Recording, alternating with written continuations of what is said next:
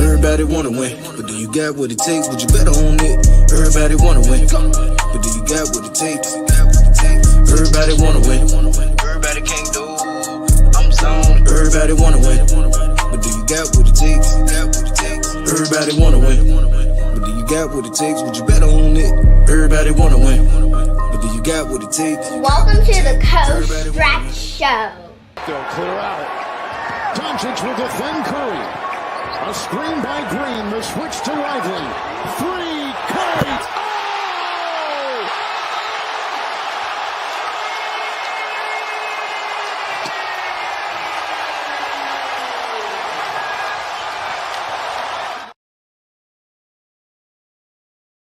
What up, what up? It's your man, Coach Stretch, and we are here for another excellent show. I want to thank everybody for tuning in on Facebook, Instagram, and YouTube. I told you I was going to get YouTube working. Thank you for bearing with me.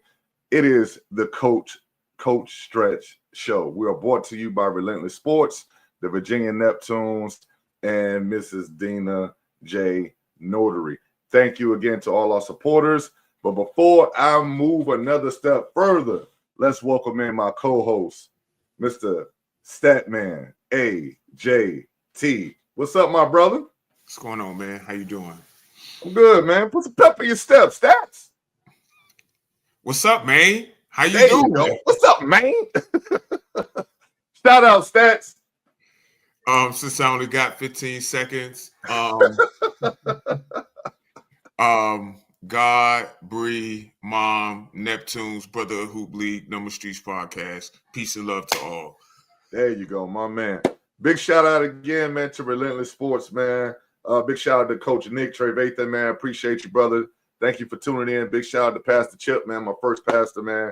Actually showed me the way to do a whole lot of things, man. Turned me into a young man when I was a young boy out here acting a fool, man. I appreciate you. Thank you for tuning in. We have a special guest, Stats. Yes, Before we get into this Neptune biz, we got a special guest, man, a Peninsula District legend. He is now part of the Virginia Neptunes. Let's enjoy his highlights. Cam Bacote for three. Cam Bacote for three.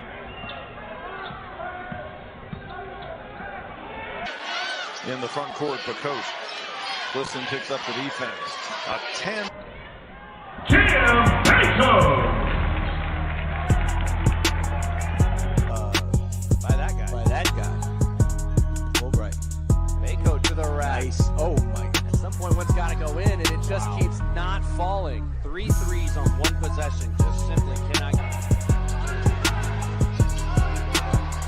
Bacote bounce pass to Gilmore.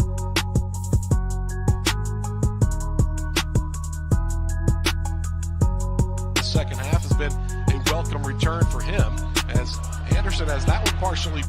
Carolina has not been able to get out in transition as much. Guys, look, a little more gas this half. Bacote will take the One.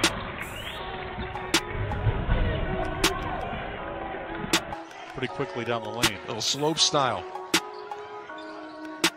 Still can. Bacote. Go-to guy for the.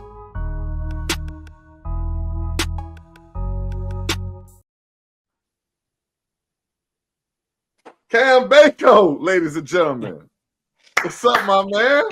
What's up? What's up? Appreciate y'all for having me, man. Oh, man, thank you for coming on, man. I know you're busy, man, out here giving back to the youth, man, coaching and doing your thing, man. We definitely appreciate you, man. So thank you again for coming on, man. So, Cam, let's get right into this thing, man. Part of the Virginia Neptunes now, man. How does it feel to be back home playing? Well, you're about to play in front of your hometown folks. We was on the road last week. But how does it feel to be a part of the hometown organization, the Virginia Neptunes? It feels great, man. You know, just being back home, like you said, playing with guys who you used to compete with and, you know, compete against as well. That's always a great feeling. So it's been great. Just a blessing to, you know, continue my career and stuff like that. So it's been great. Yeah, man, it's been great having you, man. That's for sure. Go ahead, Seth. Now, I was just gonna say, as one of the leaders and one of the best players on the team, what have you done specifically to like help get the players ready for it? Because you play high level basketball. We just seen your highlights, played at Georgetown. Like what message do you have to get guys ready for professional basketball, playing high level basketball on the team? For sure. I would say, the things I've been trying to help everybody out with is just that experience that I have, the wealth of knowledge, like in the basketball world and stuff like that, and the people I've seen. Like I see guys work like who are, trying to be pros. So it's like if I see their work ethic and all that, and I can, relay that to my teammates and guys who want to, really extend their careers and, go overseas or whatever the case may be. Just giving back that wealth of knowledge that I have. Yeah, man. So let's get right into it, man. We the Virginia Neptunes went down to Savannah and played the Savannah Hurricanes in our first V League season opener, and we ended up winning 111 to 107. For those who didn't know, and Mr. Cam Bacote here had 18 points and a handful of assists. Could have had a lot more, but a handful of assists. What was that first game like for you, and playing in the V League? It was great. The first game, wherever you're playing at, first game, always have a little bit of jitters. You want to get the kinks out and all that, and just feel out your teammates, the opponents, how to how basketball will be played in the league and things like that. So it was great getting out there. Felt good. And it was just amazing to come home with a W. So that always helps. Sticking on Savannah, they gave us problems last year. We've heard that a lot, so we won't dwell on it.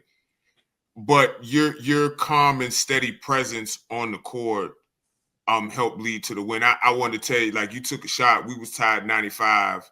I was like, oh my God. You remember the shot that I'm talking about, right? From the right wing three. I was like, oh my God. And then it went, I was like, okay. Like you because I just met you, right? I just met you. I knew who you were before, but I just met you. And that was a big shot.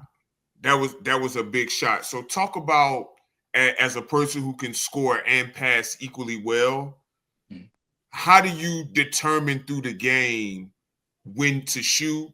And because at one point in the second quarter, you was gone.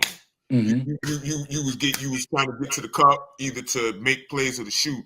So like, how do you determine through the game, like when to shoot, when to pass? How do you determine that?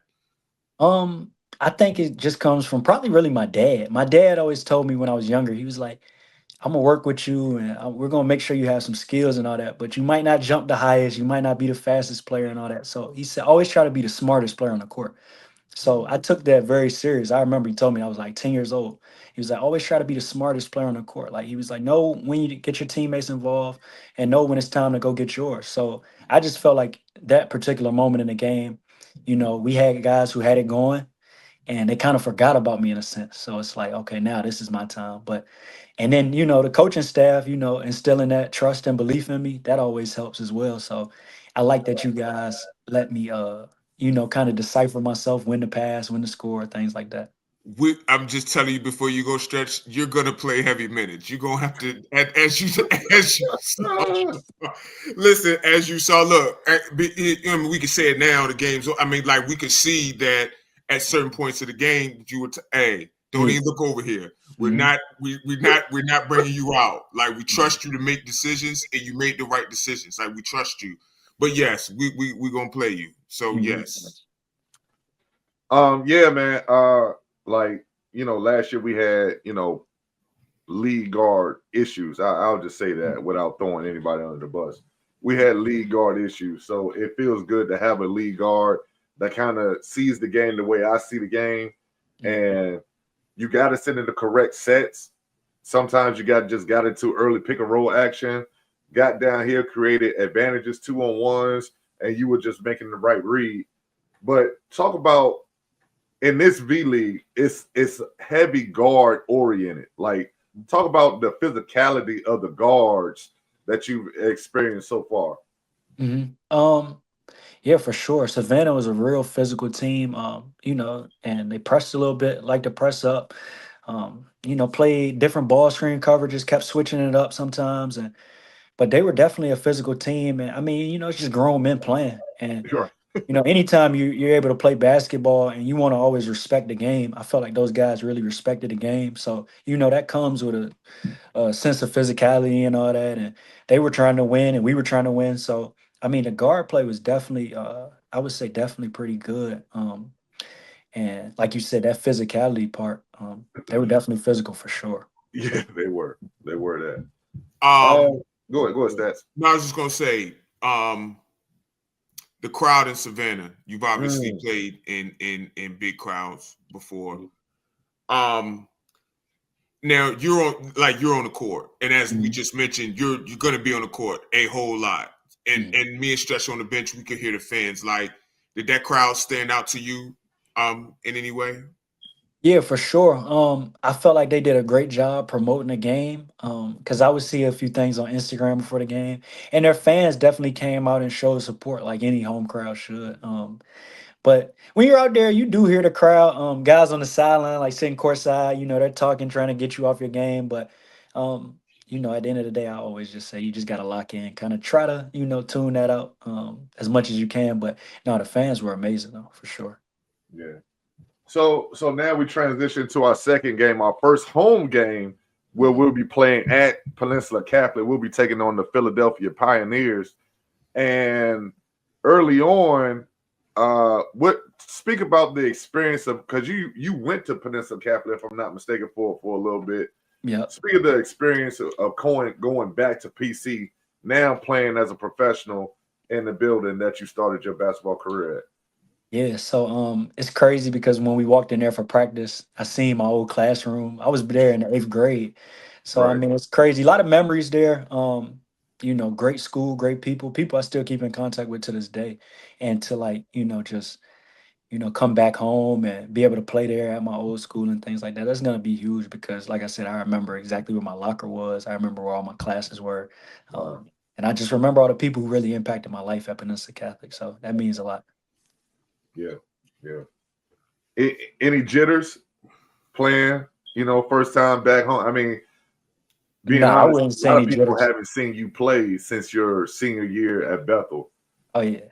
No, I wouldn't say any jitters. I always I give myself the first game, you're always anxious. Like you Yeah. want it to go a certain way. You kind of always have a vision in your mind. I feel like if you don't, kind of put that vision in your mind before the game starts, then it really probably doesn't mean that much to you. So I always Right. kind of wanted to go a certain type of way. But now coming back home, I'm just excited because, like you said, a lot of people haven't been able to see me play. A lot of people would tell me, "Hey, watch the game on TV the other day," but we all know that's a little bit different. Right. So yeah, just play in front of some people who haven't seen me in a while is definitely exciting. Transitioning to the Philly Pioneers, what are your expectations going into this game? I've watched the film 2 times. I'm on my third now. If people got players from Philly, they have a distinct style to their game, right? Yeah. And that shows on the court. Mhm. What's your mindset going into the game against Philly? My mindset is always I expect the team to, always give it their best, and come to play hard, play to win.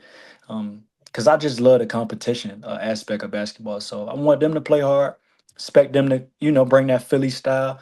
Watching the film, I hope they guard the ball screens like how they were guarding them in the film. Because I won't gonna say it, but okay. Yeah, thank yeah. you, Sam. Thank you. So yeah, definitely when I watch film, I'm always looking for certain intricacies of film and of the game and things like that. So touching on the ball screens and if they mix their defense up a little bit like they did in the film possibly and things like that, and just seeing who's the guy who wants to take a big shot for them, who wants to or who feels like they're the guy. We know Right. that was their first game as well, so they might have some jitters, but like I said, just expect them to bring that toughness, that Philly style of basketball, and compete. Yeah. Speaking of competition, we're gonna transition back into your PD playing days. We was telling Stats earlier that might have been one of the toughest eras of the Peninsula District in recent memory. Speak about just playing in this area in that same draft class, in that that 4-year span, the competition level, what it was like, and you won Player of the Year, if I'm not mistaken, as a freshman and a senior. Not just my senior year. That's your Just senior my senior senior year, year. okay. Yep. But So yeah, no, speak about that whole process for you. yeah, the competition was always great. Just being a young kid watching the PD, um, since I was about like 5, 6 years old, going to Right. games, I always knew like it was gonna be competitive. And then when it was my turn, stepping in as a freshman and things like that, it was always just competitive night in, night out. You had players who, were going to college, guys who I was looking at back then, like, yo, this guy's a chance to be a pro and things like that if they stay focused and work hard. Yeah. So just going against those guys, but like it's funny because we all played like rec league ball together or AAU ball together and things like that. And these are the same guys I was competing with, like specifically like Hampton High, like Jalen, Marquise, Stotty. Like we would Yeah. play a game, then they would be downstairs in my living room after the game. And it's like, so we were super cool off the court, but on the Right. court, it was like they were just trying to kill you. And like we were trying to, do the same thing. And like we were just always trying to get the best out of one another. And I think it only helped because like that competition level, like it's not like that a lot of places. And when you move on to the next level, like the college level, practice was competitive because we had that edge by playing against our Right. friends and all that. So it was definitely crazy for sure. Yeah. Yeah. I'm glad you said that. I'm really glad you said that, Cam. I'm gonna tell you why. Because there's always this silly narrative about you go easy when your friends play, when you're playing against your friends. I find that to be one of the silliest things. Whenever I see Stretch on the court, whenever you see me, we try to kill each other. And it's good, you mentioned J Ray, you mentioned Mustadi, you mentioned Marquise, and y'all tried to go and y'all went at each other. And that's how it should be. You go at your friends harder. Yeah. Yeah. Outside of those three, who else did you look forward to going against in those Peninsula District matchups? I would say outside of my senior year, like I always wanted to play like Jermaine Merrill, just Mhm. because I knew his mindset. Like his mindset is I'm gonna keep going, I'm gonna keep going, I'm gonna keep coming. I'm trying to just have a great game tonight. So like he was always fun to play against because it's like he's bringing his A game, so you gotta lock in that night. Devontae, Chris Orlina, those guys like they were always tough. Um, it was so many players. Like even when I was younger and like Hampton had like Ciante and things like that. Like so, and then Kickertan with Marcel. So it was a lot of guys like Brandon Tab, guys like that. Those were guys I always like kind of looked up to in a sense. And it's like, man, I just want to get the best of you tonight because I know you're bringing your A game. So I know like that's only gonna get me better, and like I have to like come to play tonight. Yeah, I was telling Stats, man, like, I was in the coaching then, and man, the scouting reports, Hmm. like, I remember scouting Bethel 5 times for Hmm. one great scout, you know what I'm saying? Which, what I'm saying, Hampton used and won. Nah, But facts. you know what I'm saying, it was, what I'm saying, like that was the amount of focus that we had to put in for every game, man. Like Yeah. going left, going right, who's doing this, who's doing that, you know what I'm saying? Watch this down screen. Wusu being a defender, how can we get him off of Jalen Ray? Because that Hmm. jump was stuck to Jalen Ray like white on Yeah. rice, man. He was stuck to him. How can we just get Cam to take an extra dribble? Because on that second dribble, that thing's going up, and if you ain't there, it's gone and it's Hmm. good.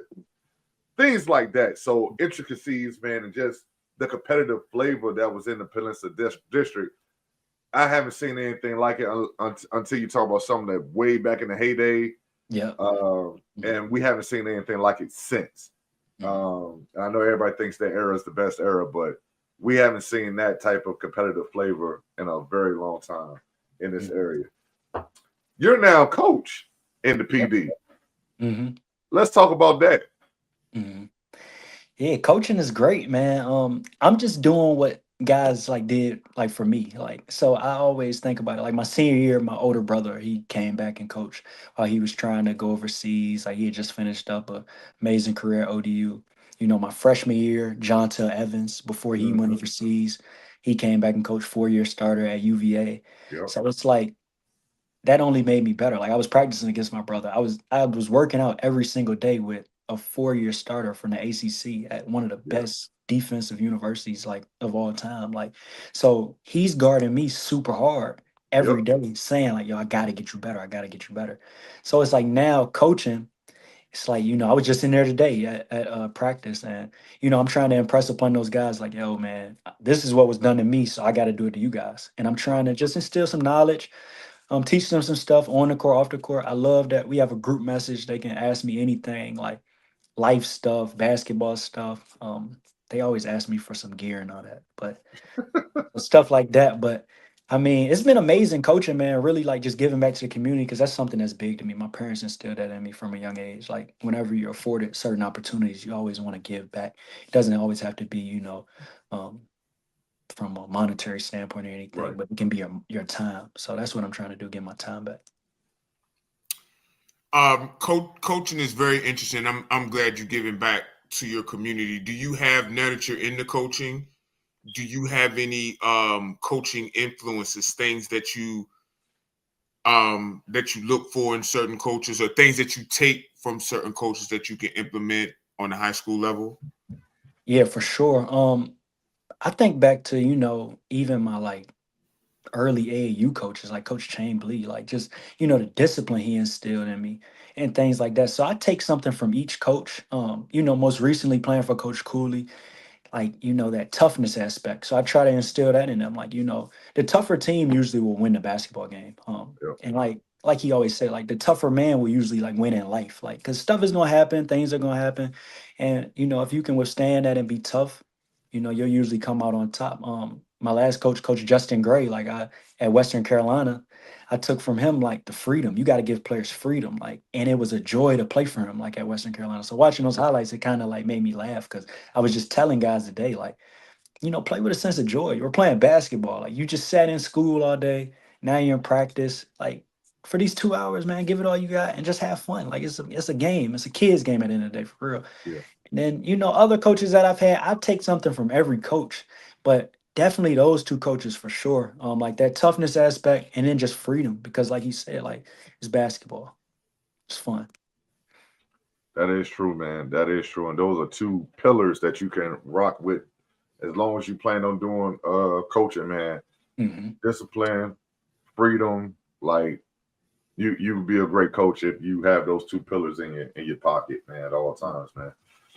But this week we're gonna talk about a few things real fast, man. This week, if for those who don't know, was high school tryouts in this area for public school anyway. Private school been going for a couple weeks. Public school kids got cut this week, unfortunately. Everybody can't make the team. We know this already. So we're going to talk about why kids get cut. And I term this segment, My Baby Got Cut. And I have 6 reasons. I got a top 5 and I got an honorable mention of why your baby got cut. Without pointing the finger at the coach, because, this is what parents and kids love to do. Mm-hmm. It's coach's fault. It's coach's fault. Coach don't like me. Coach do this. Coach do that. So we're going to talk about why your baby got cut. Honorable mention is information. Sometimes you don't even know when the tryouts are, who you trying out for, if you got a physical or not. Information, lack of information. And I also have up there AAU, who you playing AAU with. They're supposed to be getting you ready, especially if you're not on that top level where you're on a circuit. Everything under that is developmental. That's another thing people don't understand. Everything under that top level where you're talking about EYBLs and Adidas 3SB and all that stuff, everything under that is developmental. Developmental is supposed to be getting you ready to play high school basketball. So you might want to evaluate your AAU team.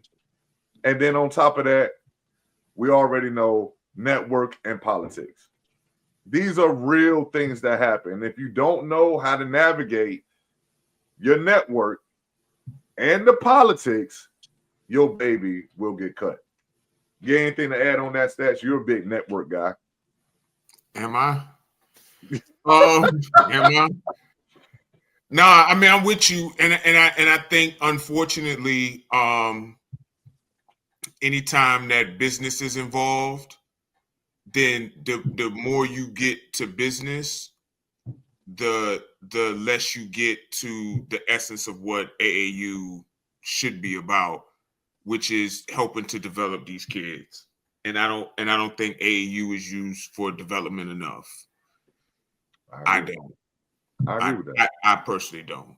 I'm not an AAU expert, but I'm a keen basketball mind, and I think a lot of times, they're just filling the rosters out to fill the rosters out, to have a team. I get it. You want to play basketball, but if the goal is to push these kids to a higher level, whether it's the NBA, first of all, college, if it's not the NBA, overseas, you could be a pro over there and make a whole bunch of money. Yep. Right? I don't necessarily know if AAU is doing that anymore. Cam, you got anything to add on that? I know you had you played for a great AAU program. You played for Team Loaded. That got you kind of, jump started and propelled out there. You got anything to add about that portion of why kids get cut? Yeah, I mean that politics thing is a real thing. I hate that it has to be a part of basketball and sports in general. Because Stats was saying, it takes away from the essence of the game and stuff like that. But politics is a real thing, and you got to have somebody that's vouching for you. Got to have somebody in your corner and things like that. Somebody who's talking for you. Somebody who, like champion you in a sense. And if you don't have that, it can be rough for you. So I understand why kids would get cut due to those reasons. Yeah. Number 5. Personal issues. Oh, we don't like to talk about this. Oh, we don't like this one. Your grades suck. Your behavior sucks. And here's the key, parents. Sometimes coaches don't want to deal with you. This is a reality that we don't want to accept. Sometimes, parents, you're a little too much. And you throw all that in there together, your kid gonna get cut. Academics, I think it's what, 2.0? Still? Is it still 2.0? Come on, man. If you ain't got a 2.0, like, what we talking about? What we doing? You keep getting suspended from school, you find you're in SIPs, ISS. Do they still got SIPs? I don't know what's going on. Yeah, they still had that. But if you in there all the time, you gonna get cut. Mm-hmm. Now, Stats used to always stay in ISS. That was his. That's not even true at all. I actually was only in ISS one time. Yeah. No, actually, you was in the class with me. We was in team. Never mind. I ain't gonna get started, but we was in team sports class messing with Coach Lewis, dog. Dog, lied on me. Bro, we was all in ISS, man. It was like 5 of us in that joint, bro. That joint was crazy. Cam. But Cam. It was bad. Yeah, it was. Don't even about to get me mad at Coach Lewis again, dog. But Cam, you got anything to add about personal issues? Kids with baggage. Yeah, I mean, parents, I would say it's always the parents, really. Like if you have any aspirations of your kid going to college or anything, they're not dealing with that. Like, just because they don't have to. They don't have to deal with it. I mean, if you're that good, that you'll know that you're that good. They'll overlook the grades, they'll overlook the bad behavior, but it's not a lot of people who are that good. And even the people who are that good, they'll make an example out of you. Like, sooner or later, because sooner or later it's gonna catch up. The talent is gonna even out, and if you have a bad attitude, like it's just ain't your grades aren't right. Like, how can we trust you on the court? Number 4, team needs. I don't need no more guards. I got a 3-year starter. Mm-hmm. His backup is a 2-year guy. These kids been playing varsity for 4 years. I'm not adding any more guards. And you don't have enough talent to make me consider cutting one of them. Number 4, team needs. I know what this entire area need is big men. It's So big. unless you walking around 6'7", 6'8", you a guard, baby. They're bigs on this side though. We know. They're bigs in Chesapeake and Virginia Beach. We know. Y'all got all the bigs. And that's the crazy thing though. When Cam and them was in high school, every school, it was flipped. It was flipped. I don't know what happened. It was flipped. Actually, an explanation for that though. The game has changed to where the bigs, they're being trained earlier as guards. And look, this is gonna sound crazy. I have a big belief that how you're trained, that affects your height. How you train and how you eat and the things that you do, that really affects all of that. I really believe that. I have no scientific evidence to back me up, but I fully believe that. I do. You say you have no scientific none. evidence? I just really believe that. I believe that the guys back then. Wait, Stats. Wait. You just said the way you train and what you eat can make you taller with no scientific evidence. I know, but what I'm saying is, listen. Cam, this is what I be dealing with, bro, on a daily basis, man. Listen, but the people who really like Cam, you've been in basketball all your life, and people have groomed you to that point. Now, you 6'3", right? So, but the ball was put in your hands from the beginning, and the way that you train, and the way that you eat, and the things that you do help groom you for that. I feel like as we have gotten smarter about how to make better athletes and things, I think all of that plays a part in your growth as like physical growth. I do. I really do. Maybe it doesn't make sense to y'all or the people watching, but that's a reach. But I feel what you're saying, though. I feel what you're saying, but that's like you can't just say, okay, I want to train to be a big, and that's going to automatically make them taller. No, but I do think the things that you put in your body that so eating Brussels sprouts will make me taller. Well, Brussels sprouts are gross. Like eat some broccoli or some asparagus or something. My point that I'm making is that look, Terry talking about you think I'm making the Winter Soldier. No, but what I'm saying is I think all of that plays a part into it. Like what you eat. Like there's like whole stuff. I'm not a big conspiracy theory person, but like there's stuff on this, man. Just never mind. Okay, all right. We'll come back to that. We'll come back to this. Cam, you got anything to add? I'm gonna try to move. Yeah, I mean, I think when it comes to team needs, I mean, if you look at the best teams, at any level, there are people who fill out a role. Like, so you have to be able to find your niche, find your role. Like you said, we might not need a guard. Like, we just might not need a guard here. Like, another school might. And, I love the autonomy that people have with the, their freedom to, go different places. Like, everybody can transfer portal. Like, say it's a high school transfer portal now. So if you want to leave, you can leave. Another school might need a guard, but our school might not. And parents have to accept that. The kid has to accept that. So, I mean. Number 3. Oh, my goodness. Work ethic. No commitment to the program. I ain't seen you all spring. I ain't seen you all summer.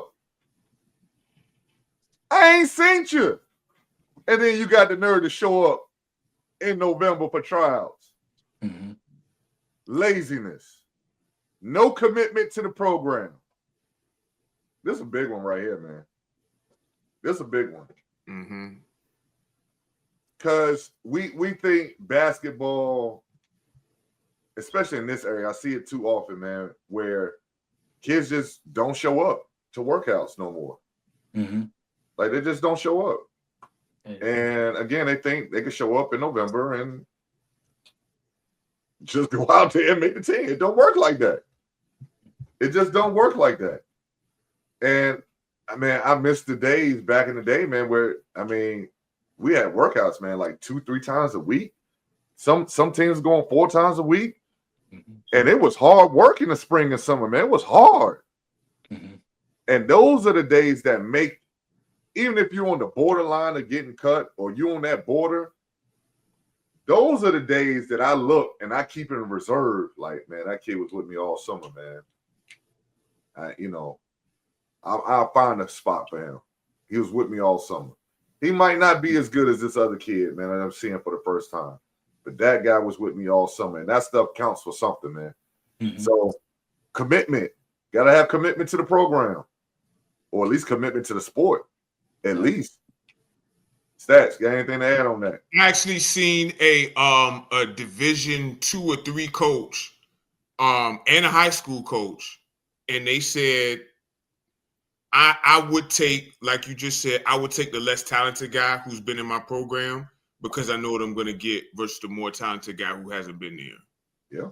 Because it shows commitment. It shows that you're here to get better. You're here to learn. You're here to grow. And I think it does say it's something to that stretch, Cam, being in the program and learning the intricacies of what they're doing in basketball in general. I do think there's something to that. Absolutely. Yeah. Cam, got anything to add on that one? Yeah, it's funny how I just touched on, like, they had a freedom to leave and all that, and go wherever they want. But coaches do account for that. Like, who's been in my program? Like, nobody has a like, let's stick it out mindset anymore. You Right. have to be there. You have to show up. You have to put in work. Like the beauty, like that I had this year, like being at Georgetown. Like, not only did I see how my teammates work, like high major players, but like every NBA team will practice at Georgetown. And like Right. you get to see how hard these guys work. And it's like, so it's no surprise when, a specific player is doing a move in a game and somebody's probably like, man, that's a crazy shot. No, this guy is crazy because he shot 500 of them last night in front of my face. And it's like, okay, Right. that's why you're shooting like that. Like, Yeah. so it's no surprise when, like, you can tell who puts in the work, and then guys don't understand that spring, summer is when you have to put in the work. So, I mean, AAU is great, play AAU, but that's the time when you're developing your game, when you want to, you got to work because the winter is going to reward you for what you did in the spring and the summer. You can't just Correct. start working out tonight and then think on December 3rd that you're going to have a good game. No. No, don't work like that. Mm-mm. Don't work like that at all. Number 2. This is the one we don't want to accept. Physical attributes. Mm-hmm. Your mama 5'2". Your daddy 5'1". What we doing? What we doing? You're too small. You're out of shape. You ain't ran all summer. You're non-athletic. You can't jump up. Well, Stats is non-athletic. He can't jump that high. Stats, have you ever dunked? Yes. Nah, shit. Yeah. Yes. But hey, look, there is a DNA factor. Mm-hmm. There is a DNA factor. And sometimes kids can overcome that. But listen, sometimes you're more suited, your body is more suited to play another sport. Mm-hmm. And everybody wants to chase that basketball dream. But sometimes your body is suited to do something else. And that's okay. And that is okay. Stats was made more so to be a middle linebacker, but he chose basketball.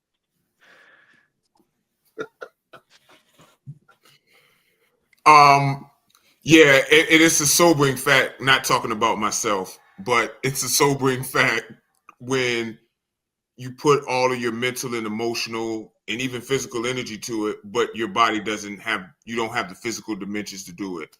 Basketball is a sport where you can have a super high skill level, right? And that'll get you far, but you have to have certain physical abilities to be able to do it, whether you have speed, quickness, acceleration, deceleration, verticality, being able to jump, lateral quickness, those kind of things, hand-eye coordination, and there's many others. But if you don't have those at a certain level, skill is only going to take you so far. So yeah. I'm with you on that. But again, get back on the stats plan that I said last time. Eat the right foods, and hey, I'm just saying. Right. And number one, skill level. And this is the one we got so many excuses for. Mm-hmm. Well, sometimes, we just lacking the fundamentals to play on this level. You might be a rec league guy, and that's okay. That's okay. You might be a JV level guy, and that's okay. And sometimes your career is over at the end of high school, and that's okay. But if you don't put the work ethic or the time or the resources into improving your skill level, you're always going to get cut, baby. Mm-hmm. You're always going to get cut.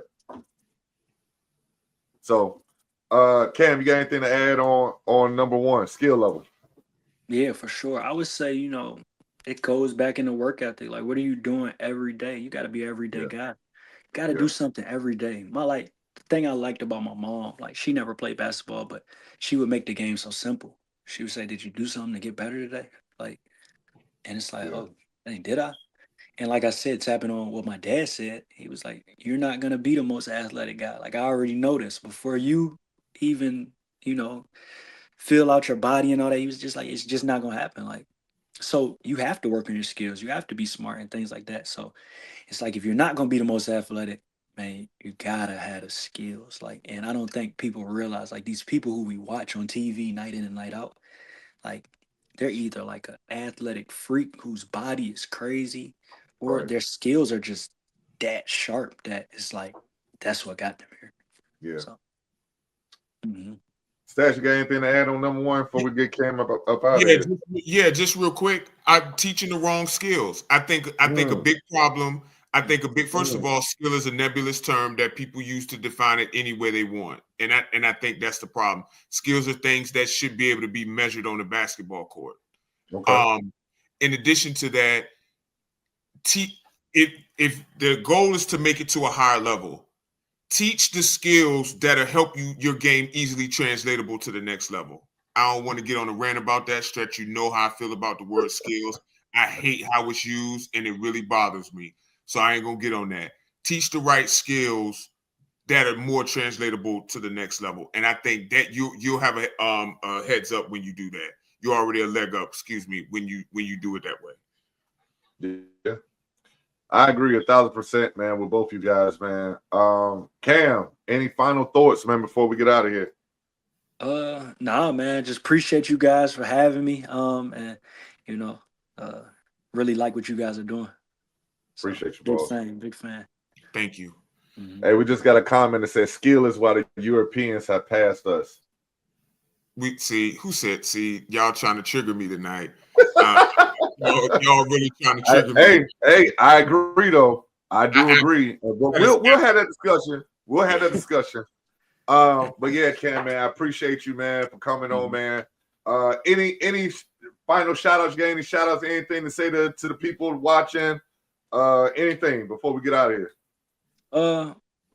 I would just say, if it's any, kids watching, just keep working on your game. And shout out to them. Shout out to all the dudes around here that, chasing the dream, want to get to the next level, things like that. And, if there's any way I can help anyone in any way possible, I'll always, do that. Like I said, I love giving back. The opportunities I was afforded, I wouldn't have been able to, accomplish anything or do anything if nobody did it for me. So I love, giving back any way I can. That's what's up, man. And you can catch Cam this Saturday, 2:00 p.m. at Peninsula Catholic. He'll be in the Virginia Neptune uniforms. We take on the Philadelphia Pioneers. Thank you again, Cam. Thanks, Cam. Appreciate y'all. Have a good one, boss. Shake up the scene, you ain't getting streams. I make it look good, yeah, I make it look easy. I let it be, I'm a better me. I don't really care, been like this for years. Cause I don't really, never did, never will. Ever let you get inside the whip. Catch us hitting sideways, sliding around with a drip for that mango. Tangos couldn't get a pick. I be quick, I be slick when I push for 'em with. I be zoning with my shit.